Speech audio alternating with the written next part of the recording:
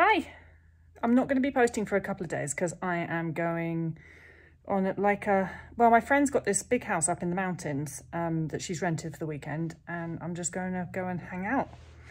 Not doing anything actually, which will be great. So anyway, but I wanted to talk about movement and exercise because somebody left a comment somewhere being like, it's not healthy to not exercise. I'm not against exercise. I enjoy exercise. I believe that exercise is something that's really healthy for a person when they don't have an eating disorder. When I had an eating disorder, I had an awful relationship with exercise. I had an excruciatingly awful relationship with exercise. I did it all the fucking time, and I couldn't go a day without doing it, and I was exhausted, and my body was exhausted, and I was in energy deficit. And when I had an eating disorder, my relationship with exercise was as far from healthy as you could imagine it to be. Of course, I told myself, no, it's healthy to exercise. And that was one of the sort of head fuck things that my head did to justify me doing it.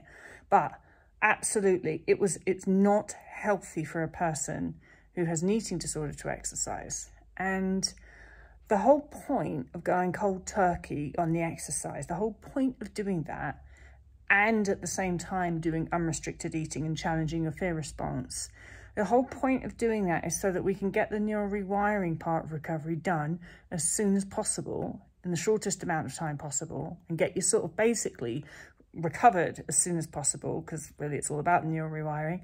And then when you no longer have an eating disorder, you can do as much or as little exercise as you want, because your relationship with exercise won't be disordered. And the reason it won't be disordered is because your fear response will no longer be driving your desire to exercise, and your fear response will no longer be interfering with your decisions to exercise or not.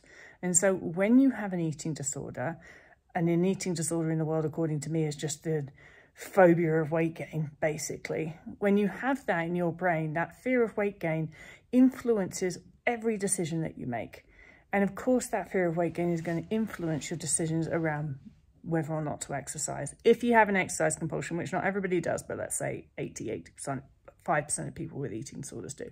And so therefore, you cannot trust yourself to make a healthy decision around exercise because your decisions are being influenced by fear.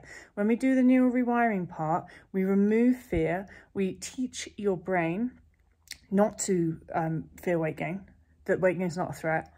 And we remove that fear influence. And so therefore, that's the whole point of doing the neural rewiring, is to get to the point where you no longer have that fear of weight gain influencing your decision making, and more importantly, giving you the desire to suppress your body weight and giving you the desire to engage in body weight suppression behaviors, of which exercise is one of them when you have an eating disorder. When you do the neural rewiring part, your brain is no longer influenced by that fear of weight gain. So therefore, your brain no longer sees movement as a body weight suppression behavior. And it's just something that you could decide to do or decide to not do. We've removed the emotional component because we have removed the fear component and all the emotions that we have when we have an eating disorder. And there's a lot of them are there due to that fear of weight gain. Fear is a really emotional thing. I hope that makes sense. And I hope it makes sense why I say that we have to not recover for the acute stage of recovery. Not recover, oh my God, it's been a long week. It's only Thursday. Good job I'm going to do nothing, isn't it? Why I say we have to not exercise for the acute stage of recovery. The acute stage is when we're doing all that neural rewiring, setting down those neural pathways that are teaching our brain, I'm not afraid of weight gain. We don't engage in exercise because our brain still sees exercise as a body weight suppression behavior, and because our desire to exercise is influenced by fear. When we have done neural rewiring, we should be able to be confident that our desire to exercise is not being influenced by fear.